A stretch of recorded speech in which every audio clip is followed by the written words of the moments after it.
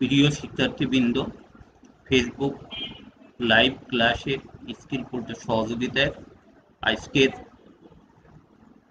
17তম লেকচারে তোমাদের সবাইকে স্বাগত জানিয়ে আমি শুরু করছি। Mohammad Sakhawat Hossain, chief instructor computer, Khulna polytechnic institute, Khulna. আমরা আজ যে লেকচারটা শুরু করব সেটা হচ্ছে রিভিউ ক্লাস, অর্থাৎ চ্যাপ্টার 5 এর পরে স্ট্যাক ইন ডাটা স্ট্রাকচার। আমরা এই ক্লাসে সে ডাটা স্ট্রাকচার একটু পিছনে যাই। ডাটা স্ট্রাকচার আমরা জানি যে লজিক্যাল এবং ম্যাথমেটিক্যাল মডেলগুলোকে যদি একটা নির্দিষ্ট অর্গানাইজেশনে যদি সন্নিবিষ্ট করা যায় তখন তাকে ডাটা স্ট্রাকচার বলে। এই ডাটা স্ট্রাকচার দুই টাইপের, একটা হচ্ছে লিনিয়ার ডাটা স্ট্রাকচার, একটা non linear data structure. Linear data structure অর্থাৎ ডাটাগুলো যদি সুশৃঙ্খলভাবে সাজানো অবস্থায় থাকে সেটা হচ্ছে লিনিয়ার ডাটা স্ট্রাকচার, এবং ডাটাগুলো যদি বিক্ষিপ্তভাবে থাকে, এলোমেলো ভাবে অবস্থান করে, তখন সেটাকে বলে non linear data structure. Linear data structure মূলত তিন ধরনের: অ্যারে, কিউ, স্ট্যাক। এর মধ্যে আমরা গত রিভিউ ক্লাসে অ্যারে সম্পর্কিত আলোচনা করছি, আজ আমরা স্ট্যাক সম্পর্কে আলোচনা করব। স্ট্যাক কি আমরা প্রত্যেকেই জানি। Stack A stack is a sequence of items that are accessible at only one end of the sequence.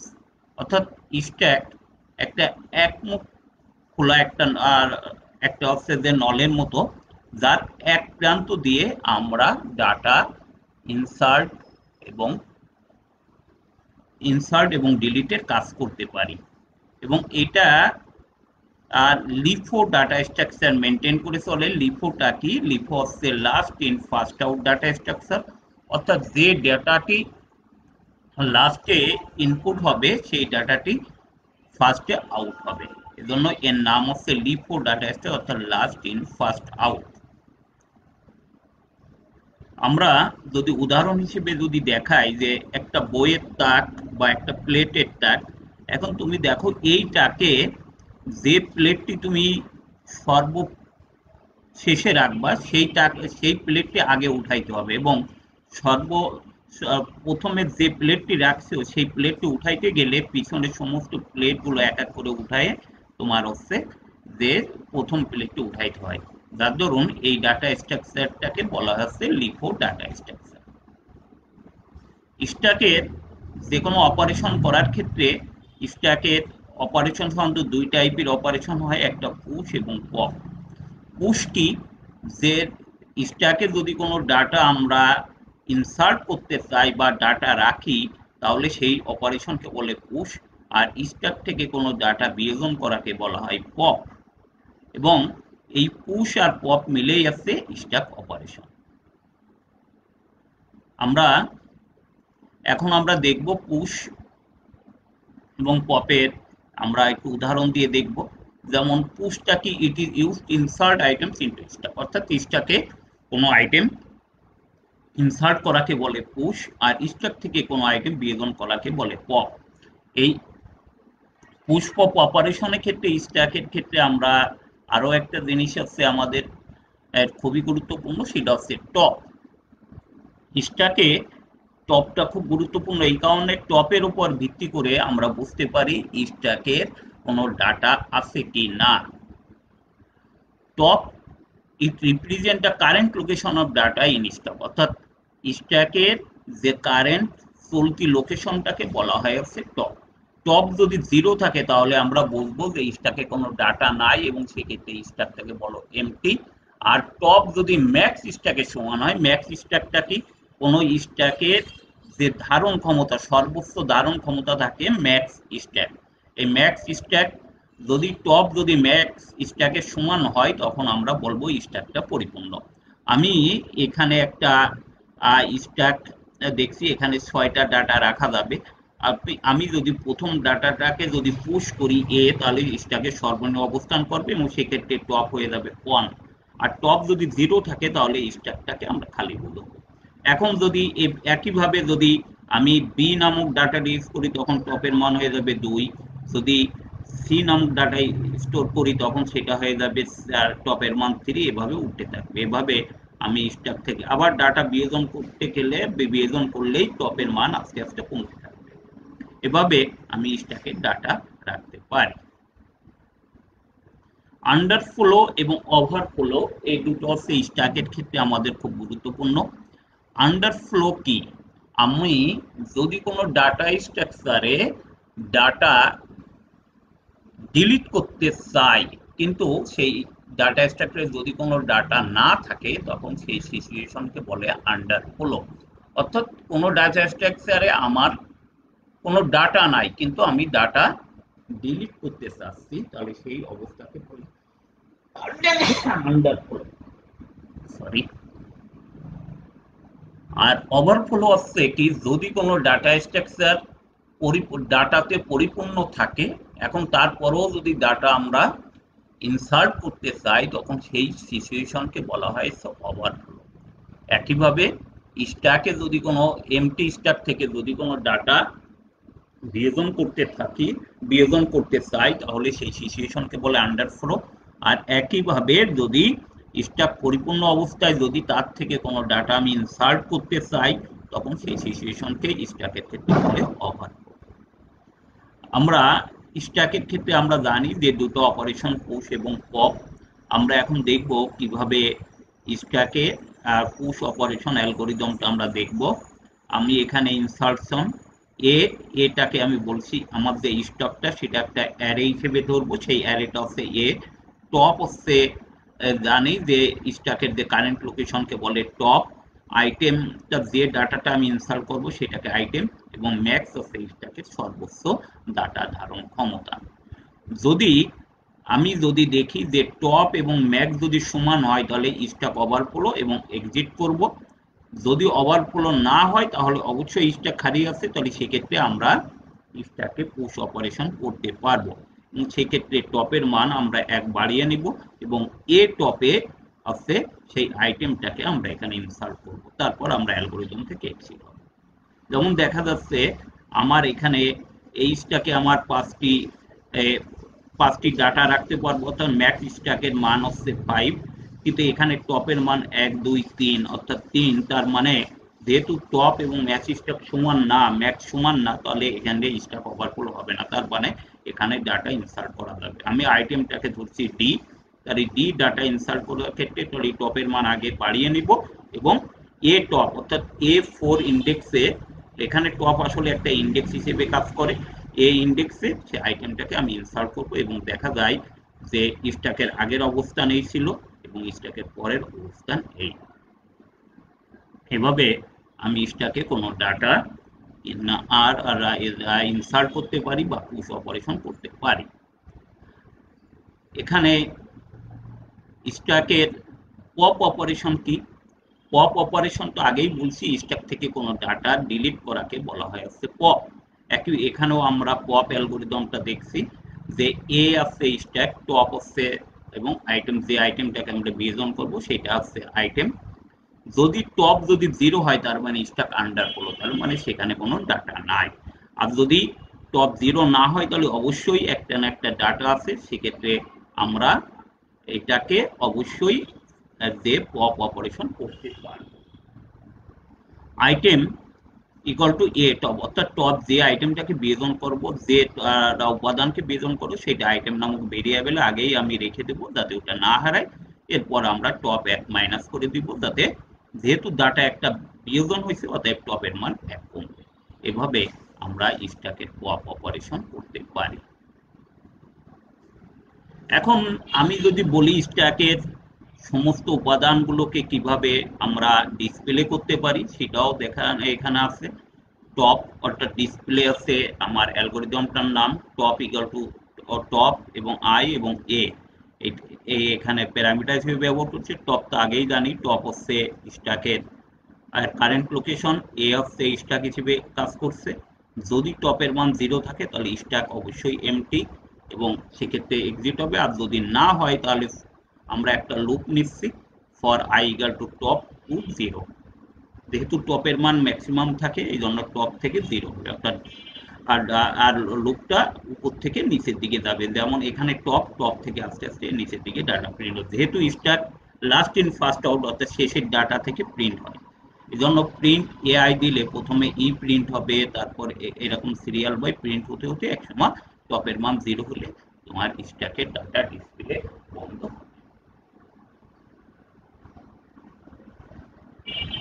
আমরা স্ট্যাকের এই অপারেশনগুলো বোঝার জন্য আমরা এর কিছু ব্যবহারিক প্রয়োগ আছে, যেমন আমরা বিভিন্ন অ্যারিথমেটিক এক্সপ্রেশন আমরা আমরা করে থাকি। আমরা সাধারণত ইনফিক্স নোটেশনটা ব্যবহার করে থাকি, কিন্তু আমরা ম্যাথমেটিক অপারেশন সাধারণত 3 টাইপের নোটেশন দ্বারা প্রকাশ করি। একটা হচ্ছে ইনফিক্স, প্রিফিক্স এবং পোস্টফিক্স।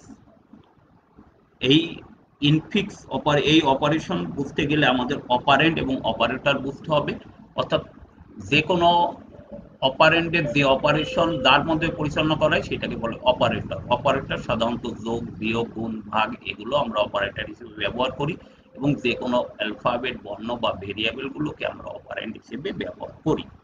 ইনফিক্স নোটেশনের ক্ষেত্রে অপারেটর সর্বদা দুটো অপারেন্ডের মাঝখানে থাকে, আর প্রিফিক্সের ক্ষেত্রে অপারেটর সর্বদা আর সর্বদা আর পূর্বে অবস্থান করে। প্রি মানে পূর্বে, অর্থাৎ অপারেন্ড দ্বয়ের পূর্বে অবস্থান করে। আর পোস্টফিক্সের ক্ষেত্রে অপারেটর সর্বদা অপারেন্ড দ্বয়ের পরে অবস্থান করে। আমরা বইতে আছে এই ইনফিক্স, পোস্টফিক্স এবং প্রিফিক্সের বিভিন্ন এক্সপ্রেশন দেওয়া আছে, এবং একটা পর্যায় থেকে আরেকটা পর্যায়ে কিভাবে যাওয়া যায় সেগুলো তোমরা বই থেকে দেখে নেবে। আমি যেহেতু আগে এই লেকচার আলোচনা করছি, এই জন্য আমি একটু দ্রুত যাচ্ছি। এখন আমরা দেখব ইনফিক্স থেকে পোস্টফিক্সে কিভাবে সিমিলার এক্সপ্রেশন করা যায়, এবং এই অপারেশনের একটা অ্যালগোরিদম তোমাদের বইতে আছে। আমি জাস্ট অ্যালগোরিদমের প্রয়োগটা একটা উদাহরণ দিয়ে দেখানোর চেষ্টা করছি। এখানে একটা এক্সপ্রেশন আমরা এখানে এক্সাম্পল হিসেবে দিচ্ছি, অর্থাৎ এ তারপরে প্লাস তারপরে বি ইন্টু সি, এই এক্সপ্রেশনটাকে আমরা শুরুতেই ফার্স্ট প্যারান্থাস এবং লাস্ট প্যারান্থাস আমরা যুক্ত করে নিব। এরপর এই এক্সপ্রেশন গুলোকে আমরা একটা নাম্বারে সাজাই নিব, অর্থাৎ 1 2 3 4, যাতে আমাদের সুবিধা হয়।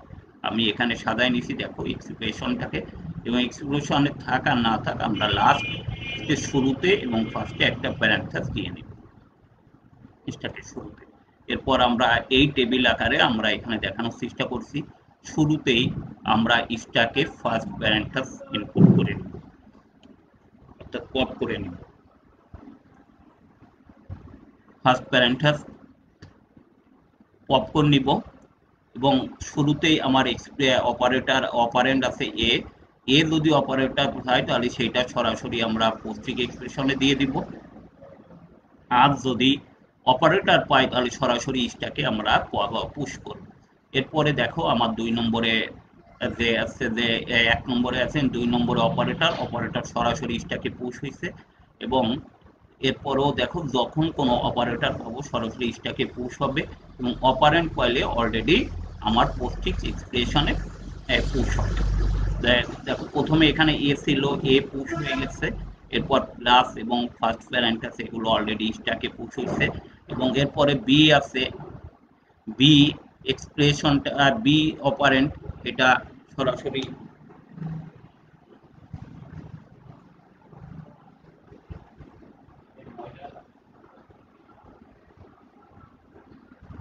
বি এক্সপ্রেশন বি অপারেন্ট যখন আমরা পেয়েছি তখন এটা সরাসরি পোস্টফিক্স এক্সপ্রেশনে ইনসার্ট হবে, অর্থাৎ ইয়ে হবে।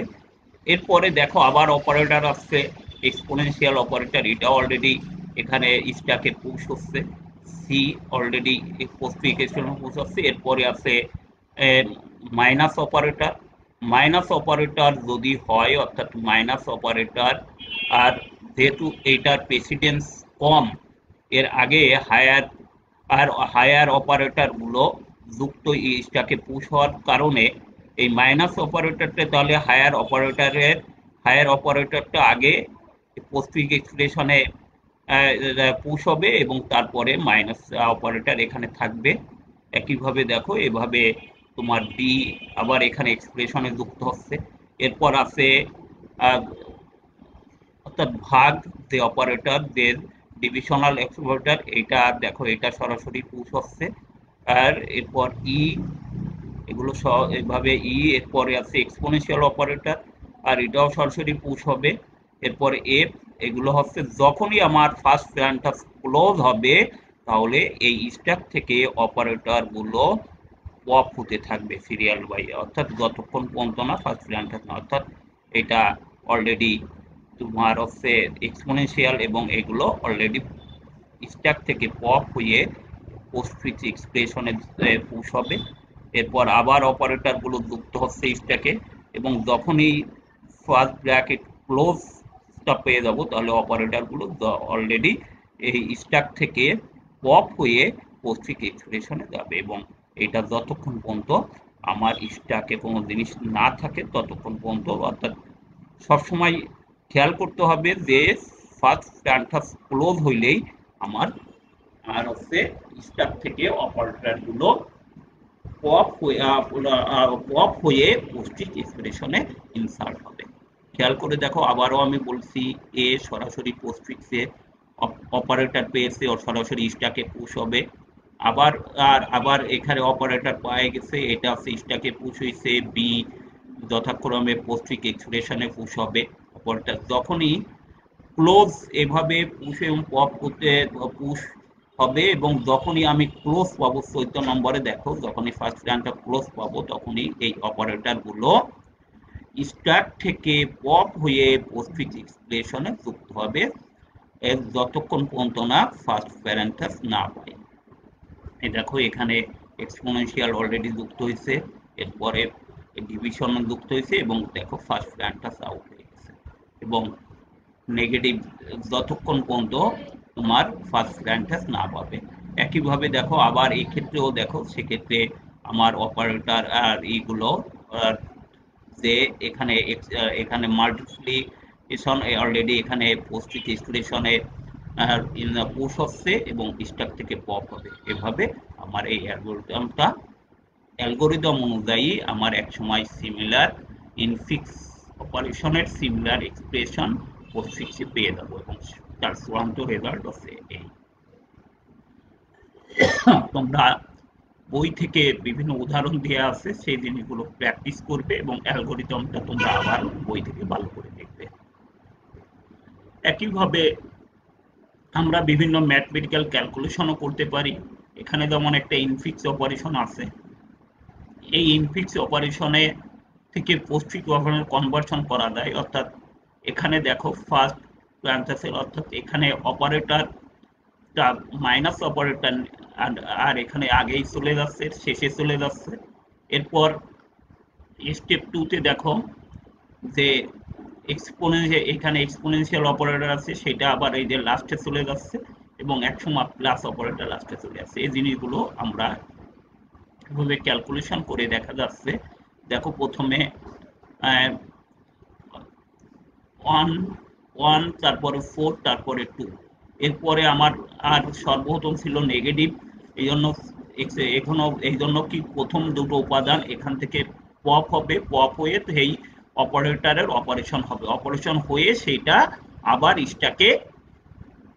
স্ট্যাকে পুশ হবে। যেমন এখানে প্রথমে যাচ্ছে, প্রথম উপাদানটা বি হিসেবে যাবে, পরে উপাদানটা এ হিসেবে যাবে, এরপর এ, এবং সেই এক্সপ্রেশন অপারেটরের ধরন অনুযায়ী সেই অপারেশন সম্পন্ন হয়ে রেজাল্ট আসছে 3 আবার স্ট্যাকে পুশ হচ্ছে। এর পরের অপারেটর ছিল, আর এর পরের পুশ হলো, অর্থাৎ এখন স্ট্যাকে দাঁড়ালো 3 2। এরপরে অপারেশন আছে গুণ, গুণ অপারেশন, অর্থাৎ স্ট্যাক থেকে 3 এবং এই 3 এই গুণ করে 3 3 9, সেটা আবার স্ট্যাকে পুশ হচ্ছে, এবং এরপরে অপারেটর মান হচ্ছে প্লাস, অর্থাৎ এই দুটো প্লাস হয়ে যোগ আছে ফাইনালি 11। এভাবে আমরা ইনফিক্স থেকে পোস্টফিক্স অপারেশনও আমরা বিভিন্ন সরল হলো অর্থাৎ ম্যাথমেটিক্যাল ক্যালকুলেশন গুলো করতে পারি। আমি স্ট্যাক অধ্যায়ে যে সকল প্রশ্ন, সম্ভাব্য প্রশ্ন আমি এখানে তোমাদের দেওয়ার চেষ্টা করছি, এই টাইপের প্রশ্ন হয়তো আসতে পারে পরীক্ষায়। তোমরা এই জিনিসগুলো প্রশ্নগুলো অবশ্যই দেখবা, আমার স্লাইডে মোটামুটি এগুলো সংযোজন আছে, লিনিয়ার ও নন লিনিয়ার ডাটা স্ট্রাকচারের মধ্যে পার্থক্য লিখো। আমি আগেই বলছি লিনিয়ার ডাটা স্ট্রাকচারে ডাটাগুলো সুশৃঙ্খলভাবে সাজানো অবস্থায় থাকে, নন লিনিয়ার ডাটাগুলো সাধারণত এলোমেলো বা বিকৃতভাবে থাকে। স্ট্যাক বলতে কি বোঝায় এগুলো অলরেডি তোমরা জানো। আন্ডারফ্লো ওভারফ্লো কাকে বলে, লিফো ফিফো কাকে বলে, স্ট্যাকে ড্রপ ও ম্যাক্স স্ট্যাক কি, পুশ ও পপ কাকে বলে, স্ট্যাক পরিপূর্ণ ও খালি থাকার শর্ত লিখো, স্ট্যাকে কোনো উপাদান সংযোজন করার অ্যালগরিদম লিখো, স্ট্যাক থেকে কোনো উপাদান বিয়োজন করার অ্যালগরিদম লিখো, স্ট্যাকের উপাদান সমূহ প্রিন্ট করা অ্যালগরিদম লিখো, ইনফিক্স পোস্টফিক্স ও প্রিফিক্স নোটেশন কি, ইনফিক্স পোস্টফিক্স এবং প্রিফিক্সের পারস্পরিক রূপান্তর উদাহরণ সহ এটা তোমাদের বই থেকে দেখে নিতে হবে। এবং আমি যে উদাহরণ যে ম্যাথমেটিক্যাল এক্সপ্রেশনটা দেখালাম ইনফিক্স এবং পোস্টফিক্স রূপান্তর স্ট্যাকের মাধ্যমে দেখাই। এই অধ্যায় থেকে সাধারণত কোনো রচনামূলক প্রশ্ন হয় না। আর রচনামূলক প্রশ্ন হতে গেলে একাধিক অ্যালগরিদমকে একসাথে দিতে হয়। আর সাধারণত সংক্ষিপ্ত ও অতি সংক্ষিপ্ত প্রশ্ন এখান থেকে অবশ্যই থাকবে। তোমরা এই জিনিসগুলো অবশ্যই দেখবে। এই অধ্যায়ে আমরা স্ট্যাকের ব্যবহারিক ক্লাসে আমাদের স্ট্যাকের অপারেশনগুলো আমরা করে থাকি। যেহেতু আমরা পাইথন ল্যাঙ্গুয়েজ শিখি এই জন্য পাইথনের মাধ্যমে আমি এখানে কিছু কোড সোর্স কোড তোমাদের উদ্দেশ্যে দিলাম। তোমরা এই সোর্স কোড দিয়ে তোমরা স্ট্যাকের অপারেশনগুলো দেখতে পারবো। আমরা স্ট্যাকের স্ট্যাকের পুশ অপরে স্ট্যাক আমার ইনিশিয়ালি আমরা একটা স্ট্যাক ধরে নিচ্ছি। এরপর স্ট্যাকে অ্যাপেন্ড করে আমি উপাদানগুলো যোগ করতে পারি স্ট্যাকে। এই যেখানে আমি অ্যাপেন্ড করছি এ, আবার বি, সি ক্যারেক্টারগুলো অ্যাপেন্ড করছি। এরপরে ইনিশিয়াল স্ট্যাকে তাহলে আমার এ বি সি এইটা প্রিন্ট করছি। আবার এই যে পপ যদি করতে থাকি তাহলে স্ট্যাককে যদি আমরা পপ করি, অর্থাৎ পপ করলে আমার প্রথমে আইবে হচ্ছে সি, তারপরে বি এবং এ, এই অপারেশনগুলো আসবে। এইগুলো আমরা দেখতে পাবো প্রথমে সি ক্যারেক্টার, পরে বি ক্যারেক্টার, পরে এ ক্যারেক্টার। এবং যদি পপ করার পরে আমরা স্ট্যাক খালি পাবো এবং এইটাকে আমরা প্রোগ্রামের সাহায্যে দেখাতে পারবো, আমরা দেখতে পারবো। আমি স্লাইড থেকে এখন বিদায় নিয়ে আমি প্রোগ্রামে দিয়ে তোমাদেরকে দেখানোর চেষ্টা করছি যে কি রেজাল্ট পাবো।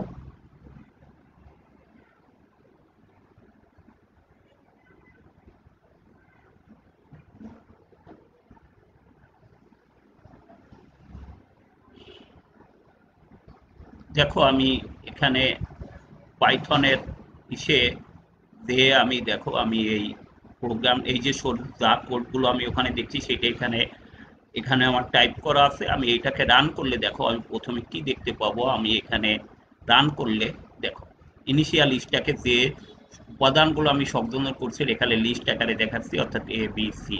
তাহলে আমার যখন পপ হবে যেহেতু লাস্ট ইন ফার্স্ট আউট, তাহলে প্রথমে সি, পরবর্তীতে বি, পরে এ।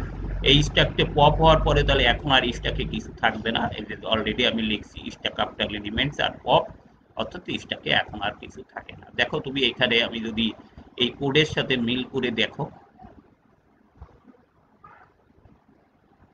দেখো এখানে কোডের সাথে মিল করে এই যে অ্যাপেন্ড করছি প্রথমে এ বি সি, দেখো স্ট্যাকে অলরেডি এখানে এ বি সি আছে। এরপর আমরা পপ করছি স্ট্যাকের প্রথম উপাদান পপ করলে অর্থাৎ প্রথমটাকে পাবো সি, তারপরে বি, তারপরে এ। এইগুলো অলরেডি আমরা পপ করছি, পপ করে এগুলো প্রিন্ট আকারে দেখাইছি। প্রথমে সি পপ করছি, পরে বি, পরে এ, এবং ফাইনাল স্ট্যাকে দেখো কিছুই নাই, এদের স্ট্যাকটা প্লান। এভাবে আমরা স্ট্যাকের অপারেশনগুলো প্র্যাকটিক্যাল আর আকারে আমরা দেখাইতে পারি। আমি প্রত্যেককে আজকের লেকচার এই পর্যন্ত রেখে আমি সামনের দিন আমরা কিউ অধ্যায়টাকে রিভিউ ক্লাসে আমরা আলোচনা করব।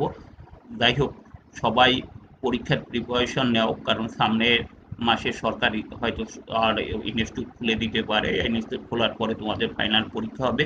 প্রত্যেকে বাসায় পড়াশোনা করবা এবং স্বাস্থ্যবিধি মেনে চলবা। যাই হোক শিক্ষার্থী বন্ধুরা, আজকে আমি এখান থেকেই বিদায় নিচ্ছি। প্রত্যেকে ভালো থেকো। ধন্যবাদ সবাইকে।